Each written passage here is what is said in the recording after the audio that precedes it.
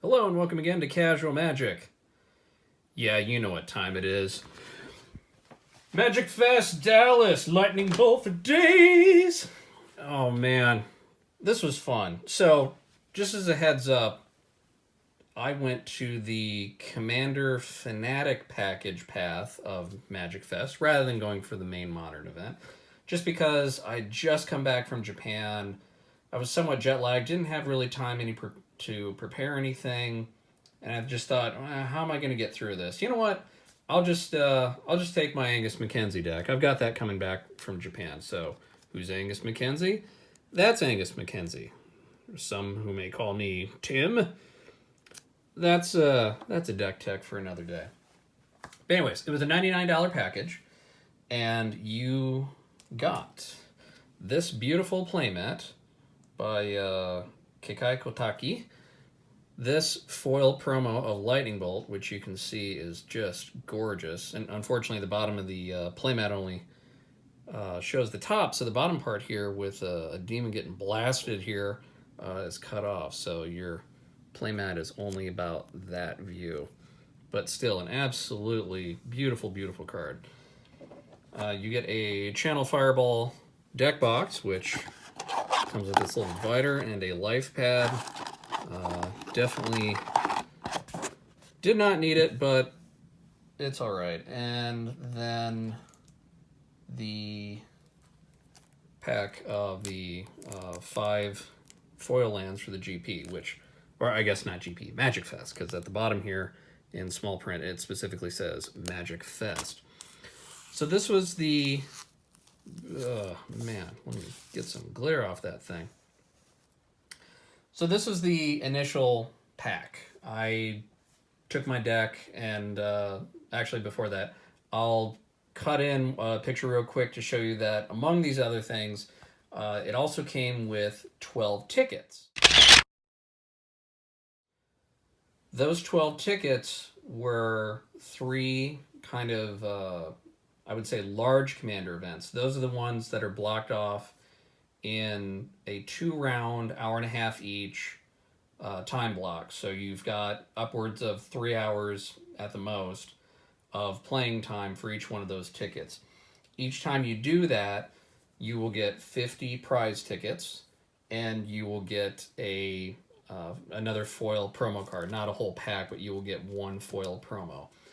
The other 9 tickets were for on-demand events. So rather than being in this huge event where everyone gets assigned to pods of 4 at a certain time, this instead was basically as soon as they would have 4 people turn in their tickets to a basket, then they would fire off that event and say, okay, you 4 players, please report to table whatever, and then you would play your game.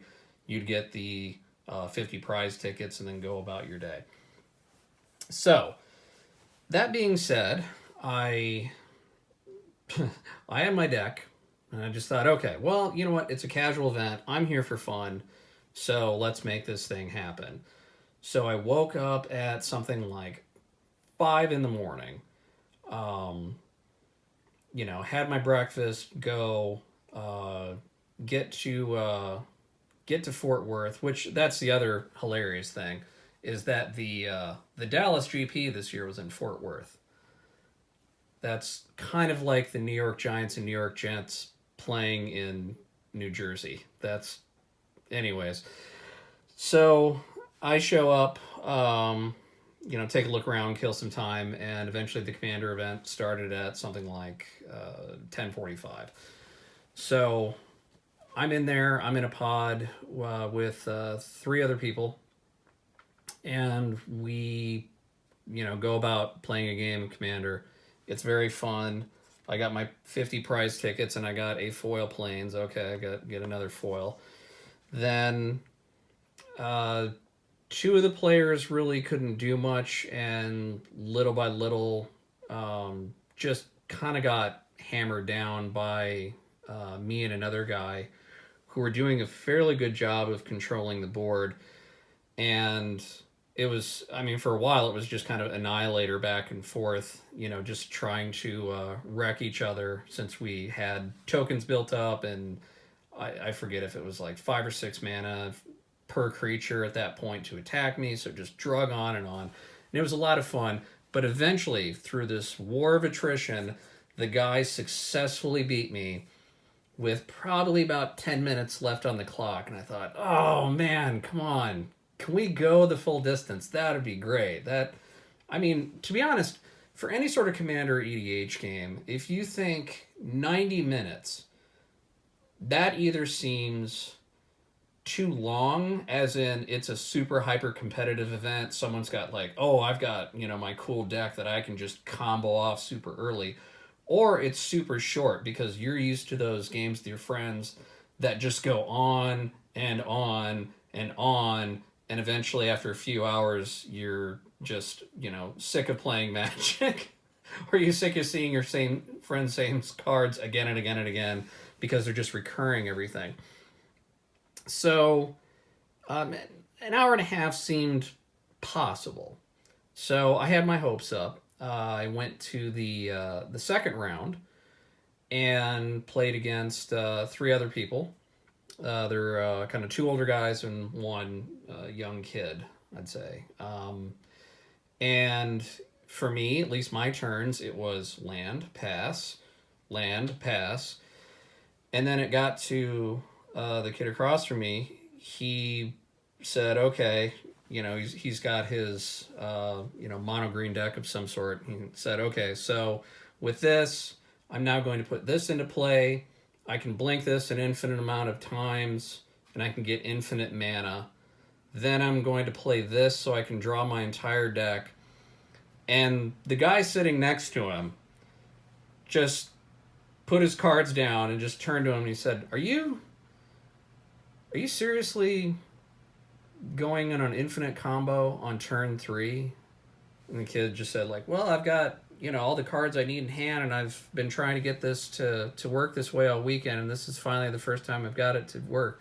He said, but you realize this is a casual event, right? I mean, it's not like you get more Planeswalker points for beating all your opponent or more packs or anything else like that.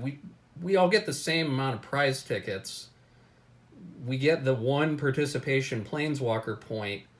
That's it. Winning or losing doesn't matter. And don't you want to play Magic? He's like, well, we can play another game after this. He said, okay, just tell me what your combo does. And he's like, okay, well, I can play this to get infinite mana. Then I can play this and I can draw my deck. Then I can play all my creatures. And then within that, I've got ways to give them all infinite counters, and then swing with haste, and then kill you this turn. And I was like, okay, that's it. And even the guy next to me, he just packed up his cards and left. And I stuck around to play a second game, but I just thought, oh man, is it really gonna be this way? Seriously? Like, I just, I've come all the way to Fort Worth, Texas, to play in this event and get sweet lightning bolt, but to play in this event, have some fun, and then all of a sudden it's just like, yep, turn 3 combo, cool. I was looking forward to hopefully over an hour of playing Magic, but nope, it's done in about 2 minutes. all right. You know what? Okay, just break time, and I went off to see the artist and got some stuff signed. So the let's see, this one was, and I feel terrible about not being able to pronounce her name correctly, Kirsten Zirngable. I hope that's it. Aguirre Pereri, since she was there. RK Post, which got to get that. Stormfront Pegasus here just for something fun. He also had some nice tokens. So I, as a gift, I got a Knight token, a Merfolk token, a Pirate token, and of course, the most powerful of them all, Totoro. Tonari no Totoro. Meh. Watch it in the original Japanese. It's way better. Let's see, from Randy Lagos, Soul Warden, EDH Classic.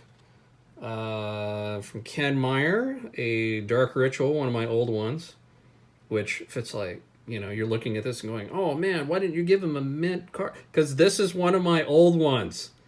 This has a personal meaning to me. Plus, I did ask him the question. I said, that was a self-portrait of you, right? And he's like, yeah. I'm like, oh, that's really cool. But technically speaking, you, more than a lot of people, maybe Therese Nielsen's sweet rock hard abs on Force of Will. But other than that, maybe Ken is one of the few people who got on there.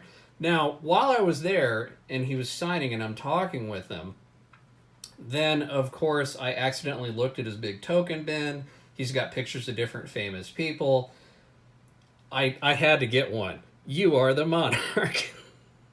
I had to buy this. This is awesome. That is just so cool. It's just,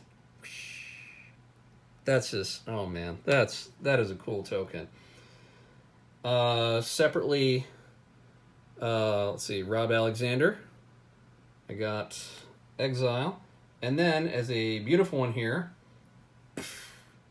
double signed in gold, Mark Poole, Counterspell. Again, one of my old original revised cards that I've had, I guess, since high school.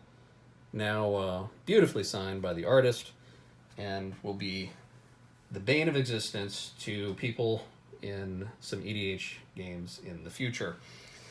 So that's me wandering around at the artists, and while I was there I got to speak with Kirsten, right? Yeah, Kirsten.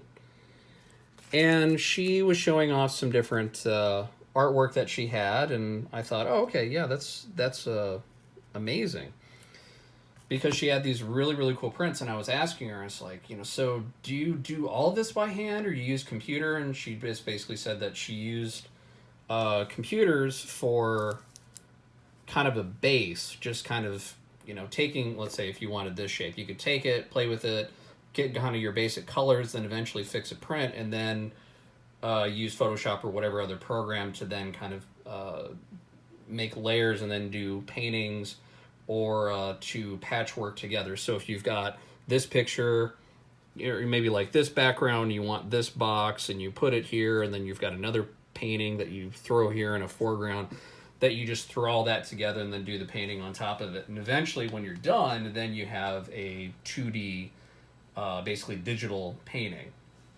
And she just had some just beautiful, beautiful stuff. And I kind of thought, I was at that prize wall. Yeah, I'm going to go back to the prize wall again. Yeah, let me check something out. So I went back to the prize wall, and they had a picture of Manavolt that was there, and it was 400 tickets. And then they had another picture of Manavolt that was 600 tickets. And I thought, what's the difference? So I went back to her and I said, okay, I'm sorry, I'm stupid to ask, but there's two pictures of Manavolt up there, and they, to me, look kind of the same. So I'm not sure what the difference is. Is one like a hard print, on a piece of metal as opposed to a piece of paper, or has like a strong pre-mounted backing to it, or what? And she said, no, one is basically more, and I can't remember the word that she used, but it was basically a metallic print. So rather than just be a flat matte painting, let's say like you go to, your local photo/pharmacy store of your choice, or the pharmacy/photo store that's across the street from said store, and you get your regular prints. I've got a bunch of Christmas photos that, grandma wants, and okay, I'm going to print out, 20 photos and make a cute little book for her. Those more often than not are going to be your flat matte prints. And this was not a flat matte print. They had the regular one that like that, and then they had the other one for 600 tickets. That was the fancier one. That was the metallic print and shiny. I was like, okay. Yeah, okay. Let me look at my tickets. So I had the 100 prize tickets in hand, right? Because I did my 2 events. Um, and then I went back and I'm sitting there at the prize table saying, okay, I've got my 100 tickets. I've got a friend who invited me over for dinner, who already lives in Fort Worth and had made plans to see him sometime later that evening.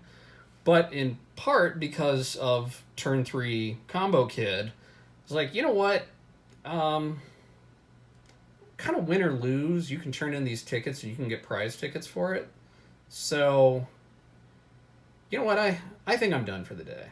I I think I need some art. So I asked the person at the prize booth. I said, I understand these lower tickets for these on-demand events are 50 prize tickets each. What about the one for the main event? Is that 100? Because I just did that and it was. And he said, no. If you participate in that larger commander event and you play both rounds, then you will get the 50 tickets for each round. But if you just turn in the ticket itself for redemption, then it's only 50 tickets. So I'm sitting there with my sheet of 9 on-demand tickets. Okay, that's 450. I've got my 100 already in hand. Cool, that's 550. And if I turn in this one extra kind of main ticket, I'm going to get 50 tickets versus 100. So that's about $5 of value I miss out on. You know what? At this point, I don't care. I want that. I'm an old man. I want art. so so I was like, you know what? Fine. And I took the sheet. It was basically like this. Like, here's my sheet. And I was just like, and I peeled off my one ticket and then just passed the sheet over to him. I was like, okay, here you go. I want my 500 tickets. And then the guy handed back 500 tickets. He's like, here you go, sir. And I just put my 100 on the pile and I said, there you go. I want that art. And so I got, and I will try and get a better video. If it clips in, it clips in. And if it doesn't, well, too bad. But here is Mana Vault. That is basically metallic print, which if I can turn it just right, so yeah, you can see the light. This thing really, really works in daylight best compared to anything. But there's her signature on it. But this thing is just super, super shiny.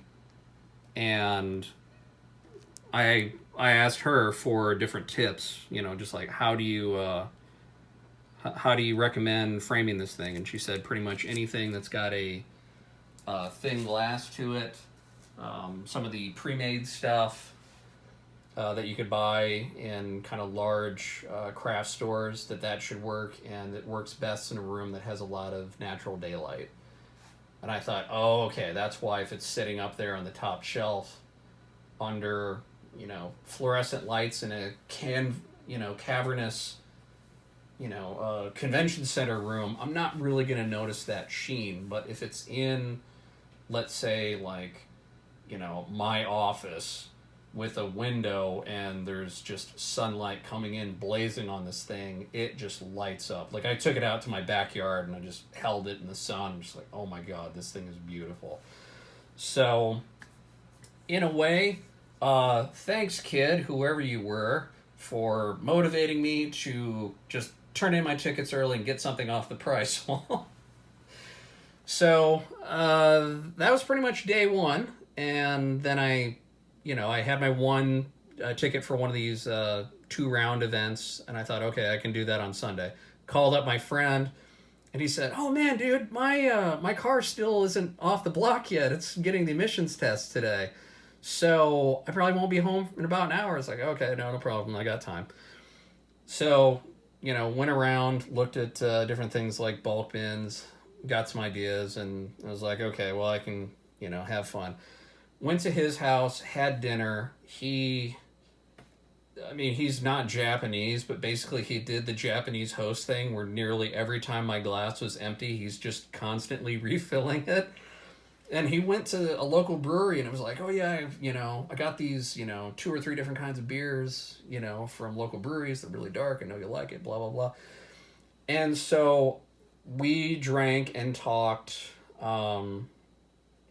probably until midnight, and then woke up early the next morning because still slightly jet lagged, so I'm waking up more or less at dawn. So that was five something, and it's just like, oh god, oh, why did I drink so much? Eventually got some coffee. His wife made a delicious breakfast. It was good to get something in my stomach before I went. But then when I showed up to the last event, then it was funny because when we had the first game, one of the guys said, oh, I can do, I guess I can start with some self introductions. And I forget what their names were, but it was something like, oh, hi, my name's Richard. One of the guys like, I'm Kevin. One of the guys like, I'm Jim. And it came to me and I just said, I'm hungover. And then they all started laughing. And even during the game, like, I'm missing triggers. I'm not paying attention. They're like, do you want to fog right now? I'm just like, I don't care. Just whatever. And so I'm just trying to drink my bottle of water. I'm trying to, eat a snack. I'm just trying to pull it together to say, please, please, please, can I get this to work? After that round got done, went, slammed like 3 bottles of water. Then, had a little bit more food to eat. My head started to clear up. It's like, all right, cool. I can do this.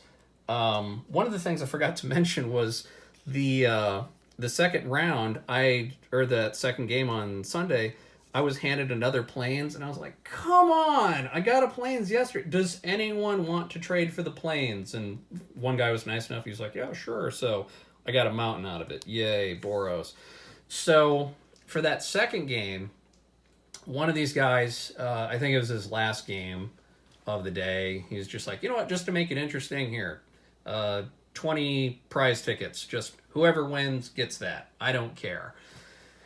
And I said, well, I don't honestly care who wins or loses. I'm just trying to go to full time. I want to play the full 90 minutes. And there was another kid there who had a Madroltha deck. So he had a lot of ability to just recur stuff constantly out of his graveyard. So he said, yeah, he's like, I kind of play a similar strategy, and to be honest, 90 minutes doesn't seem too long for an EDH game. I mean, I've played EDH before with my friends and at a restaurant, and we've basically been there until the restaurant closes. It's like, okay. And he's like, so do you want to try and make this game go to full length? I'm like, yeah, let's do this. And so he and I instantly are on the same page. We want to drag this game out to full time. We don't care who wins or loses. I honestly don't care about the prize tickets. I already got the prize that I wanted. So the guy who threw in the prize ticket, he's got a just mono green beefy creature deck. Decent game. The other guy, he's got I want to say it's the Bant. I can't remember what it is. It's Rune of something. It's the Rhino from Commander 2013 that flickers everything. And his whole deck is just basically flicker this, flicker that, something enters the battlefield, something enters the battlefield. So his goal is to get things out in the right order and then just make just tons of tokens or counters or, bounce everything off that he's annoyed with. And so we were doing our best to keep him under control because we understood that he had something where more or less he could get out of control. So he's playing stuff, other players are countering it, other players are just, blowing stuff up. I'm, fogging whenever I can. And he started to get out of control, and then fortunately something got blown up that kind of wrecked his position, so he was okay with it. Then meanwhile on my turn, I'm playing my next thing. I even forget which enchantment it was. I put out another thing to basically make it harder to hit me. So at one point it cost 9 mana per creature to attack me. So I'm just hanging out behind my pillow fort. Just no one is going to screw with me. Stay away. And after I put out my, I forget, fourth card to help with that, the guy across from me, then he's just going, ugh, you know, guys, I understand what you're trying to do, but I haven't eaten lunch yet, and at this point it's like 2:30. He's like, I would really, really like to go, but I don't want to just quit. I want to find a legitimate way to get out of this. And I was like, okay. So, we're working on it, and then I put out something like Magus of the Moat, so creatures without flying can't attack. And it's going around, and eventually I get out Peacekeeper, so creatures can't attack. Just shut the game down. So, again, that guy's just going, oh, please tell me you have a win condition in there. And I don't really want to give away, kind of other win conditions, so I picked the stupidest one. It's like, Helix Pinnacle? And the kid off in the corner, he said, oh, is that the one you need to put 100 counters on it in order to win? I'm like, yep, that's it. He's like, oh my god, just let me eat my lunch. So we went a couple of more turns, and eventually he figured out that if he could, I think one of the other guys blew up Peacekeeper, and then if he could flicker Magus of the Moat off until the end of the turn, then the green guy could attack him, no blockers declared, and he could die. And I'm sitting there, of course I've got Angus Mackenzie, who allows me to fog, basically, because the way it reads is you do your 3 and tap, and then creatures attack and block as normal, but none deal any damage during combat. So he's like, please do not fog this. I'm like, yeah, okay, have a nice lunch. Nice playing with you. So it's like, thank you. So he died peacefully, partially because of, a group decision. Scooped up all of his cards, and he was happy guy to go off and have his lunch. The other 3 of us just kept playing and kept playing and kept playing. Kid got out his Karn at some point. I was like, yeah, do it! So we let that go. Karn eventually got to his ultimate, reset the game. We go out, we play again and again and again. Had about 20 minutes left. We had a judge come over and sit with us because most of the other tables had cleared out at that point. Even one head judge stopped by a little while later, and he's just like, everything okay here? And our judge said, yep, these are the last people in this session. He's like, okay, next one's kind of getting ready to go. And each section in the arena, I would say, for whether it's modern, commander, standard, draft, whatever, they have these meeting points. So they have a big flag sticking up where it's the, let's say like the, red meeting point, and it's got a little, red fireman at the top of it, or this is the black meeting point with a little skull on top of it. They've got those scattered out. And so ours was the black meeting point, and you just basically saw some people hanging out, waiting to get into their next session, but because ours started late, basically it's like, okay, we're going to start this event, it's going to be at whatever, like 1:45, and then you have to have a few minutes go by because everyone has to get their prize tickets, everyone has to get their promo packs, blah, blah, or not promo pack, promo land, goes on and on and on, and then finally, however many minutes in, then okay, that's the start of the 90 minutes. So we had gone over.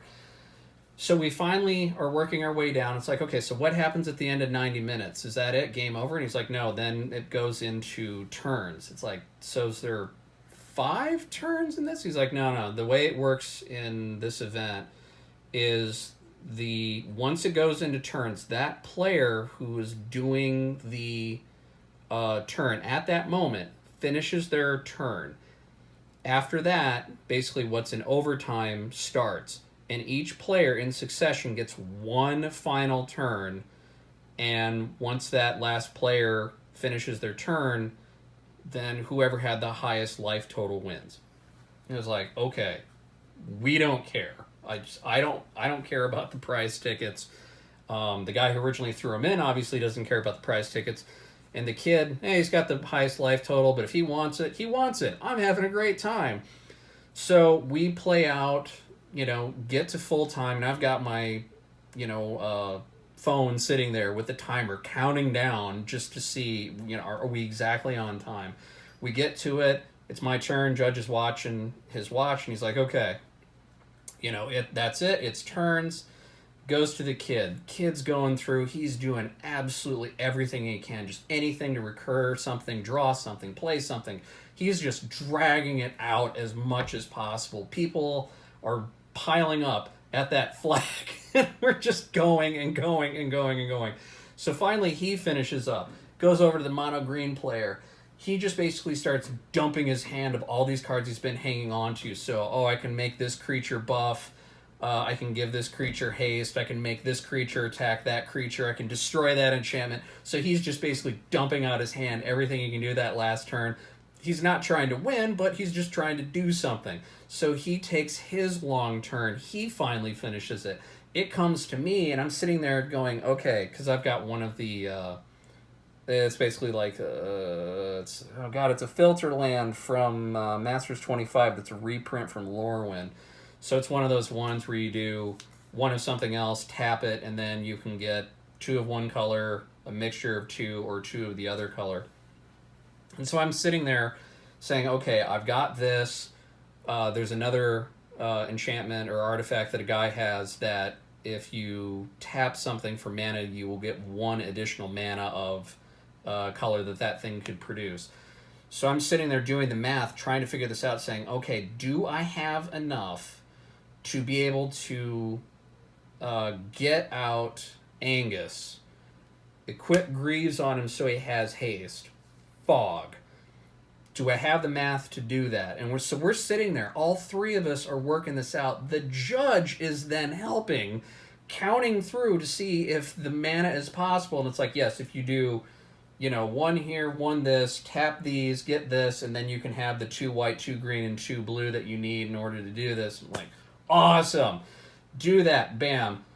Angus comes out. Equip Greaves to him, so he's basically got hexproof and haste. Spend the other 3. Swing him, or not swing him, tap him to fog, so no combat damage can be dealt that turn. Even though I have no other creatures, I'm just doing it to do it. And then had 1 land left, played that, put out, I believe it was Thought Vessel, tap it, and I was like, okay, now I've got 1 colorless floating, and game over? And the judge is like, yep, that's it, the kid, whatever his name was, the kid, he's the winner by default with the highest life total of 47. Good game, gentlemen. And the other 3 of us were like, woo! We did it! We're just like slapping each other, high fives. I gave my phone to the judge to have him take a picture of us. It's like, that was awesome. That's what this is supposed to be like. This is supposed to be a casual event. You're supposed to just, drag it out as long as possible and just have fun. And I'm sure that guy who had super combo blink thing probably could have ended the game. But at least the other 3 of us who were still there, fortunately because that guy wanted to go eat his lunch, we were just interested in playing Magic. That's all we were doing there. We didn't care about who won. We didn't care about who lost. We just wanted to see interesting decks, have conversations, be there just to play Magic. The pure way that the game should be enjoyed, not in a necessarily hyper-competitive environment, especially for something like that Commander Fanatic Package, because that is a casual event. That is pure casual Magic. You're there, and it doesn't matter, honestly, who wins or loses in that case. You don't get any additional points. It's not like playing in the Modern Tournament. That is its own separate thing.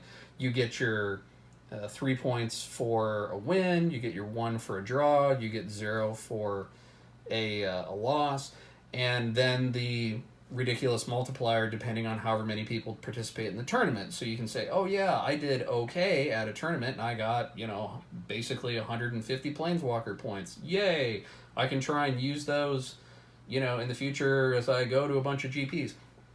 That's its own separate thing. This Commander event is just casual. Have fun. You've got a janky deck, show up, play it. You know, you've got something that is just annoying and has no win condition in it. Sure, give it a shot. You've got one that you just cracked open out of some box. Like, oh, I found a Commander 2016 pre-con deck, on sale in my local store, and I bought it for $25, and I'm just showing up here brand new with this deck just to give it a try for something to do. Absolutely, give it a shot. But yeah, please, don't just turn 3 combo on people at a casual event. It has its time and place, and maybe like a store, you're winning packs. But for this event, no, don't do it. And to be honest, it will motivate some people to go and buy art. Well, at least trade in all their tickets to get art. So once that was done, then I had some more time to kill. So I was like, okay, so, what am I going to do? I can go and I can turn in my tickets. Okay, well, what's left? There's, 100 tickets. I can't really get anything big, obviously, and I don't really need another playmat. So, I don't know. More foil lands. That 5-pack that's 50 each. So, okay, great. Get another one of those. And then I also got one from 2014, which comes with that insert, or not 2014, 2018. What year is it? The 2018 Grand Prix foil lands, which I personally like because they've got Grand Prix written huge on them. So I got those as well. Then I stopped by one of the bulk bins, and that was interesting. It was one of these stores randomly that had a bulk bin, and it was like, okay, 2 for $1. All right, fine. It's 50-cent cards. So I was like, okay, well, I can get a Traxos. Didn't have one I'm interested. Blackblade Reforged. That was cool. I saw that used quite well in a game.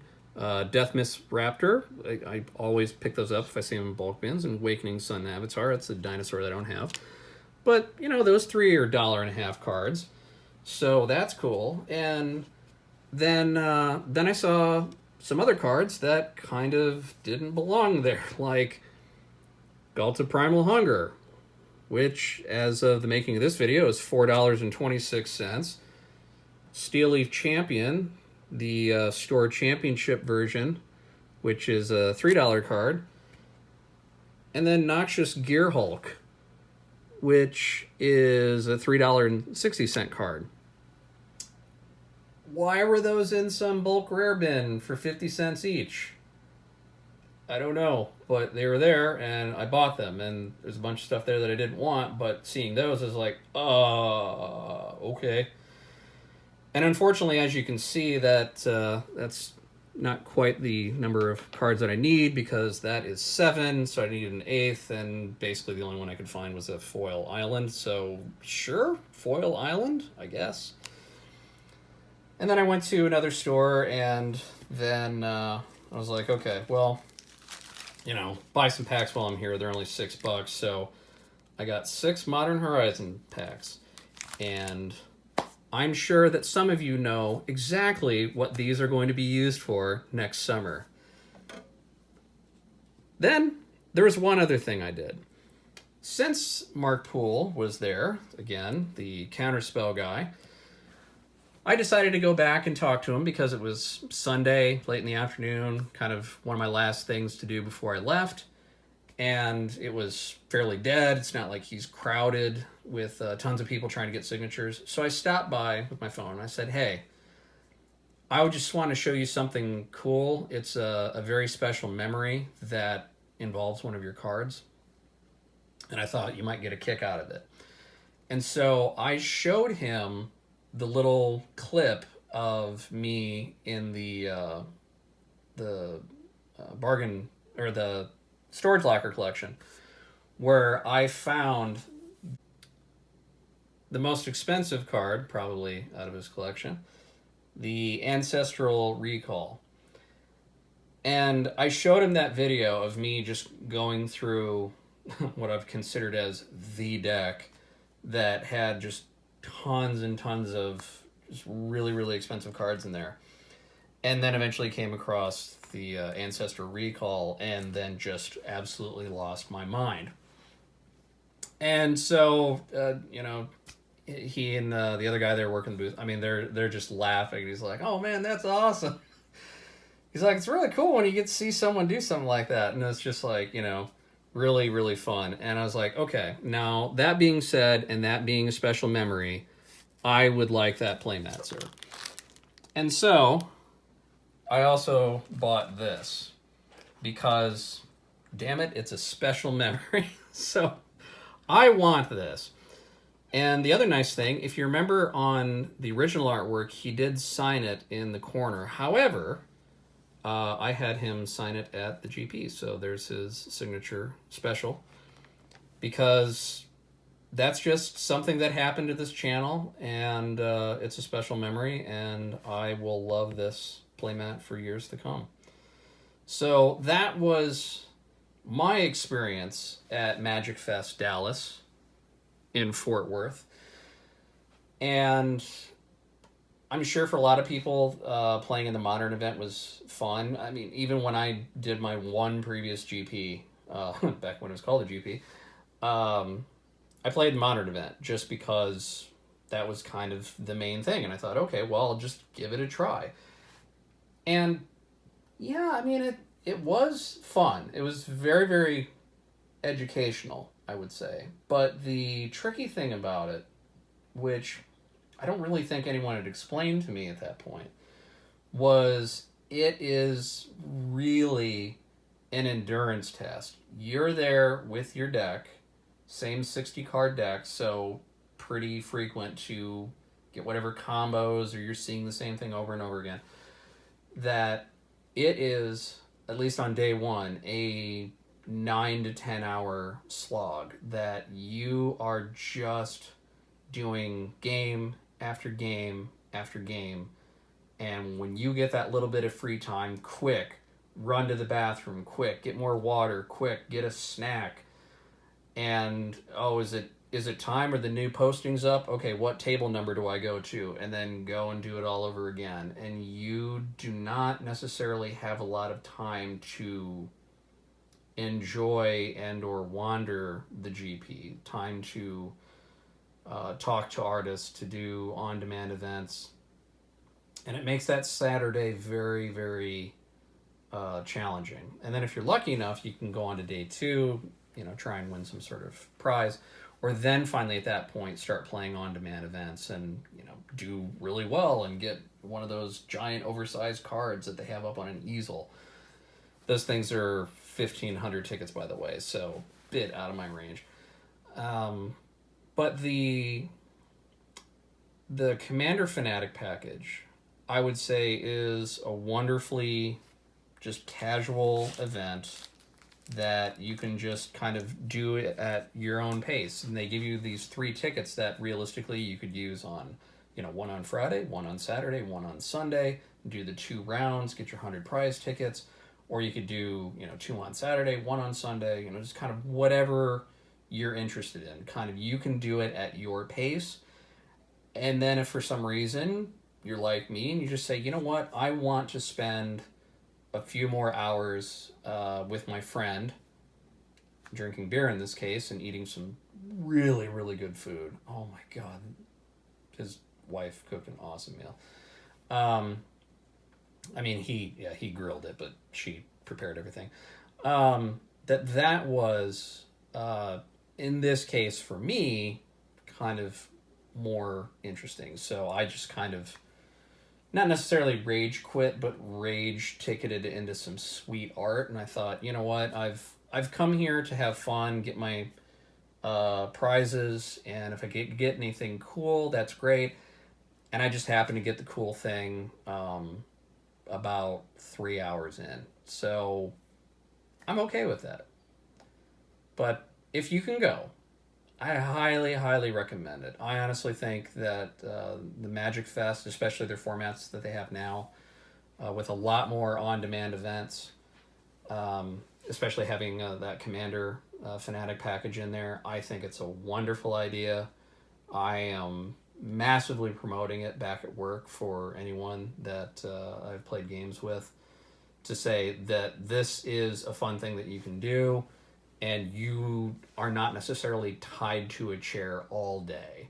You can just kind of take it at your own pace, and then you can turn in some tickets. You can get some cool stuff for it, and it's only $99, at least for the event that I did. I know prices prices in your local area may vary, but it's fun. And if the schedule ever lines up again for me to get a GP in Japan, since I missed out on the Chiba one years ago, and then they changed the schedule to have it late in the summer when I'm not there on vacation, please have one in June.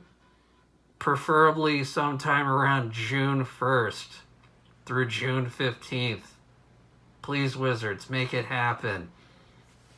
That, honestly, I think it's a wonderful format and a wonderful competition. Or not even a competition, casual competition. To just sit around, talk with some people, play some Magic, and get some cool stuff to take home with you. It's awesome, and I highly recommend it.